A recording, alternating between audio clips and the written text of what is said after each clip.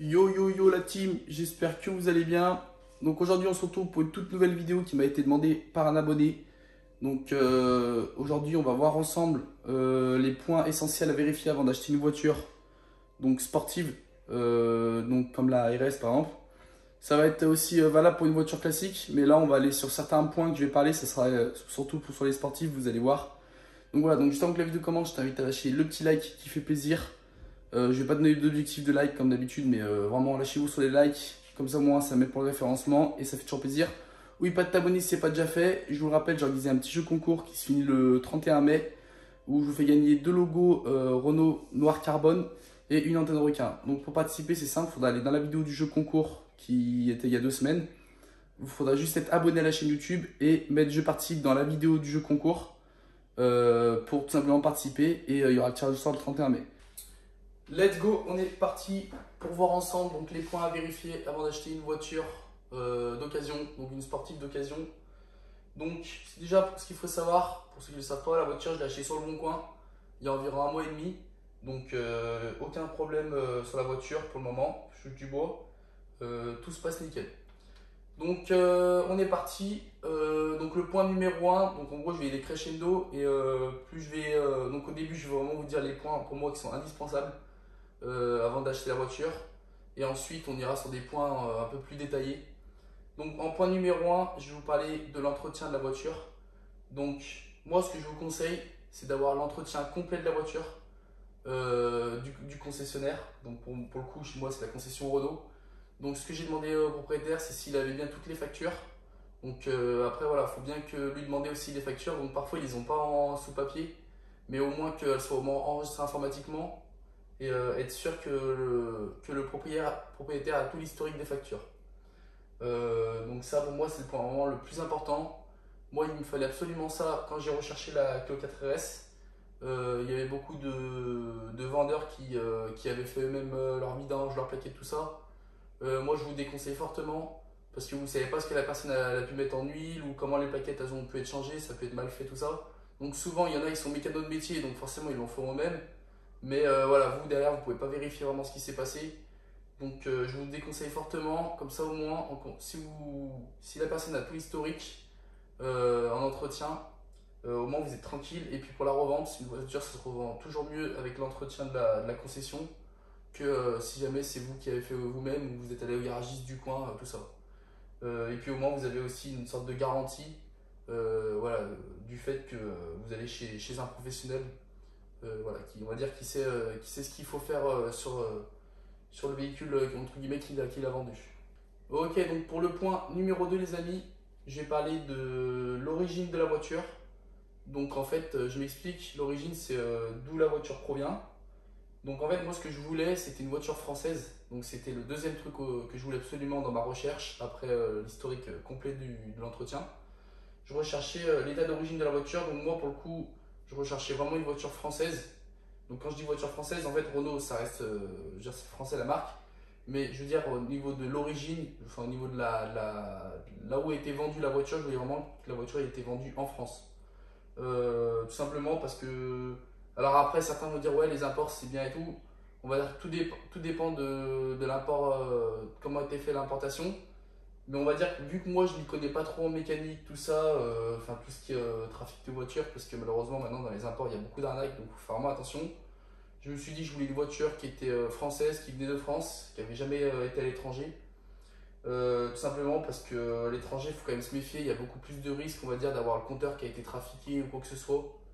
Donc voilà, donc je voulais une voiture qui est vraiment sur le sol français. Après là-dessus je n'y connais pas trop donc je vais pas trop m'expliquer là-dessus, mais je veux dire voilà, je voulais juste une voiture française. Et c'était le deuxième petit truc que j'ai dû regarder avant de rechercher ma voiture, que ça soit pas une importation tout simplement. Parce qu'au niveau des importations, il y a aussi le moteur qui peut être trafiqué, enfin voilà, il y a pas mal de trucs. Même si une voiture française, attention, je dis pas le contraire, elle peut aussi être trafiquée hein, là-dessus. Mais voilà, c'était le deuxième point, je voulais une voiture française. Et puis c'est pareil, on va dire une voiture française, quand vous la revendez en France, ça se revendra toujours mieux, ça aussi il faut y penser, que quand c'est un import qui vient d'Allemagne ou d'Italie ou d'Espagne, tout ça. Parce que voilà, au moins la voiture, elle est restée en France, elle a été entretenue en France et elle sera revendue en France. Ça se revendra toujours mieux. Donc pour le point numéro 3, les amis, je vais parler du kilométrage de la voiture. Donc moi, quand je recherchais sur le bon coin ma voiture, je recherchais personnellement une voiture qui a entre 20 000 et 50 000 km. Donc ça, c'était ma fourchette à moi, hein. Mais on va dire que si jamais vous savez pas trop le nombre de kilomètres que vous voulez que votre voiture ait, après ça va aussi dépendre de votre budget bien évidemment, parce que une voiture plus elle a de kilomètres, bah forcément plus le budget va descendre, ce qui est logique. Mais on va dire que si jamais vous avez un budget qui peut vous permettre d'avoir une voiture pas trop bornée, mettez vraiment ça en priorité. Une voiture pas trop bornée, parce qu'on va dire que, alors là je vais parler surtout sur les petites sportives, style 208 GTI, Clio 4 RS, tout ça, Ford Fiesta ST, tout ça. On va dire que c'est des moteurs, au bout de 100 000 km déjà, ils sont un petit peu, on va dire qu'ils ont un peu servi, quoi. Je sais pas si vous m'avez compris. Mais au bout de 100 000 km, enfin à partir de 100 000 km déjà, le truc c'est que vous allez peut-être payer votre voiture un peu moins cher à l'achat. Mais le problème c'est que vous allez avoir des pièces à changer qui peuvent vous coûter bien plus cher que si vous avez rajouté un petit billet de plus à l'achat et que vous auriez peut-être acheté une voiture par exemple, au lieu de 100 000 km. Vous la rachetez, je sais pas, il y a quoi, 60-70 000 km. Peut-être que vous aviez sur le moment économisé un billet de 3-4 000 euros, sauf que derrière, au niveau de vos entretiens, au niveau de vos changements de pièces, tout ça dans le moteur, parce qu'il y en aura forcément à faire au bout de 100 000 km, c'est là que ça arrivera justement. Au final, ça vous coûtera plus cher. Donc, je vous conseille vraiment de partir sur une voiture qui a moins de 5 000 km.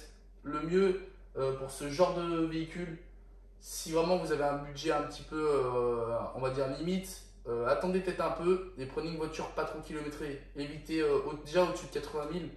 Vous pouvez, mais on va dire qu'il faut vraiment que la voiture elle soit vraiment clean avec tous les historiques de l'entretien, tout ça. Sinon, on va dire que je vous déconseille des voitures qui ont plus de 100 000 km sur ce genre de catégorie de voiture, je parle. Là, je parle pas sur les Allemands, tout ça, mais je parle sur ce genre de catégorie de voiture, je vous déconseille au-dessus de 100 000. Donc, pour ce quatrième point, on va parler du véhicule. En général, je vais parler mécanique. Donc, moi, ce que je recherchais aussi, donc ça, c'est pareil, ça a été compliqué. Sur ce genre de modèle de voiture, c'est de trouver une voiture qui est 100% d'origine. Donc je m'explique, 100% d'origine, ça veut dire que la voiture n'a pas été touchée ni esthétiquement, ni au niveau du moteur. Enfin, c'est ce que je vous conseille de prioriser, parce que on va dire que l'esthétique, c'est pas ça qui va changer la fiabilité de votre voiture, mais c'est surtout le moteur. Et après, je vous parlerai aussi d'esthétique pour ce modèle-là, pourquoi. Mais on va dire qu'au niveau déjà tout ce qui est moteur, je voulais pas qu'il y ait des pièces qui ont été modifiées, je voulais pas que la voiture soit en stage 2, tout ça. Je voulais que la ligne, pareil, soit d'origine, ça. Tout simplement parce que le problème, c'est que vous savez pas comment ça a été fait déjà. Si jamais ça a pu être mal fait, même une ligne d'échappement, si jamais ça a été mal monté, ça peut être problématique. Alors, je vous parle même pas de tout ce qui est pièces de moteur, tout ça. On va dire que même si la voiture n'a jamais eu de problème, que l'ancien propriétaire vous dit qu'elle n'a jamais eu de soucis, je vous déconseille aussi d'aller sur ce genre de délire, parce que voilà, vous pouvez malheureusement avoir des mauvaises surprises et puis ça peut malheureusement endommager des pièces très importantes comme un embrayage qui peut s'user prématurément si jamais vous achetez une voiture en stage 2, 3, 4 et que l'embrayage n'est pas renforcé ou que vous n'avez pas des pièces renforcées non plus. Parce que le problème, c'est qu'il y a certaines pièces parfois que les gens modifient, mais ils oublient de changer d'autres pièces qui les usent prématurément et voilà, ainsi de suite. Donc après, je suis pas mécano, je n'y connais pas non plus de ouf, mais juste éviter tout ce qui est voiture trafiquée. Et puis même après, tout ce qui sera, là où ce sera problématique pour vous, ce sera au niveau de l'assurance, tout ça. Normalement, vous n'allez pas pouvoir vous faire assurer ou alors ça va être très compliqué. Donc tout ça, il faut y penser à l'avance. Donc voilà. Et donc je reviens sur l'esthétique aussi. Moi, je vais parler pour ce modèle-là précisément. Je voulais pas non plus que la voiture ait été modifiée esthétiquement parce que c'est une voiture, comme j'ai déjà dit dans les autres vidéos, qui ne décode plus vu que c'est une série qui a été arrêtée en fabrication. Donc je voulais que la voiture soit d'origine pour la revente parce que voilà, une voiture comme ça d'origine, ça se revend très bien. Et si vous commencez à modifier des trucs esthétiques, déjà de 1, vous y retrouverez pas à la fin au niveau de la vente, je parle de prix. Et puis de 2, il y a certaines choses qui vont pas forcément plaire, donc ça va être au prochain propriétaire, donc ça va être compliqué à vendre et tout. Donc moi, la limite, ce qu'il y aura dessus, ça va être, parce qu'il va y avoir des modifications esthétiques de fait, mais on va dire que ce sera des choses qui vont pouvoir être retirées du jour au lendemain, donc là-dessus, il n'y aura aucun problème. Ou alors, ça sera des modifications esthétiques, mais avec des pièces officielles Renault Sport. Ça sera pas du Wish ou du AliExpress. Donc voilà. Donc tout ça, bien évidemment, je vous filmerai en vidéo. D'ailleurs, je ferai une vidéo avec toutes les modifications que j'ai faites dessus. Mais je vous ferai une vidéo une fois que toutes les modifications esthétiques auront été terminées. Et puis après, tout ce qui est moteur, tout ça, je toucherai pas. Donc voilà pour ce 4e point. Ensuite, pour le 5e point, donc une fois que vous avez, on va dire, trouvé tout ça, tout ce que je vous ai dit, que la voiture, le propriétaire vous dit qu'il a toutes les factures, que le véhicule est bien français, tout ça. Donc là, vous prenez rendez-vous avec le mec, tout ça. Et donc ce qu'il va falloir faire, c'est le tour du véhicule complet. Bon, ça, voilà, je vous passe les détails, hein. L'état de la carrosserie, l'état intérieur des sièges, la voiture, ça c'est des trucs basiques que tout le monde fait, qu'on regarde. Mais le truc, c'est qu'il va falloir vraiment essayer la voiture, surtout si c'est une sportive, encore une fois. Il va falloir essayer la voiture, il va falloir accélérer, passer des vitesses, ne pas hésiter à freiner un peu fort pour voir s'il y a bien du mordant au niveau des disques, tout ça, si vraiment la voiture freine bien, parce que c'est des choses qui sont très importantes. Des passages de vitesse aussi, voir si l'embrayage, il n'y a aucun problème, tout ça. Vraiment essayer la voiture, ne pas rester en passager et ne pas oser demander de conduire, vraiment c'est très important, il faut vraiment que vous conduire. Le mieux aussi, c'est d'essayer de commencer à conduire quand la voiture est froide, comme ça vous voyez si la voiture démarre bien, il n'y a aucun problème. Bon, après ça, malheureusement, on ne peut pas trop choisir, parce que si l'ancien proprio vous fait chauffer la voiture avant, forcément, bon, la voiture elle sera déjà chaude, ce sera trop tard. Mais le mieux, c'est si la voiture est froide, c'est aussi bien pour voir si elle démarre tout de suite. Et puis voilà, pour le 5e point, c'est vraiment d'essayer la voiture. Et puis une fois que vous aurez mis ces 5 points pris en compte, ces 5 points, normalement votre voiture elle n'aura pas de soucis. Donc je récapitule les amis. Donc il vous faut entretien complet de la concession. Donc pour le coup moi c'est Renault. Donc depuis la sortie en magasin neuf bien évidemment. Véhicule français, évitez les voitures qui ont plus de 100 000 km. Véhicule 100% d'origine, donc pas de modification moteur surtout. C'est vraiment le principal. Esthétique, pour ma part, c'est personnel, on va dire, mais vraiment pas de modification moteur, évitez au maximum. Et dernier point, comme je viens de vous dire ici, la voiture. Donc voilà, donc ça c'était les 5 points vraiment à vérifier que j'ai mis en pratique. Donc voilà les amis, c'est déjà la fin de la vidéo. J'espère qu'elle t'aura servi si jamais tu te demandais les points essentiels qu'il fallait vérifier.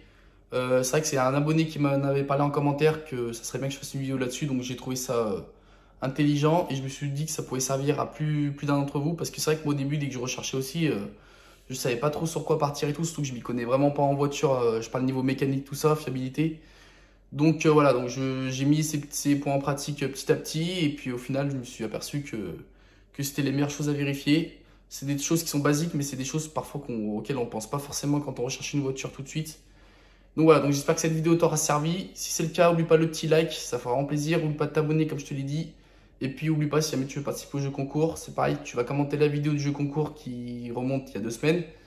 Et tu mets je participe. Enfin, tu t'abonnes à la chaîne, tu mets je participe. Et puis ça sera bon pour le jeu concours, tu seras inscrit. Donc voilà, donc moi je vous dis à la prochaine. Allez, salut tout le monde.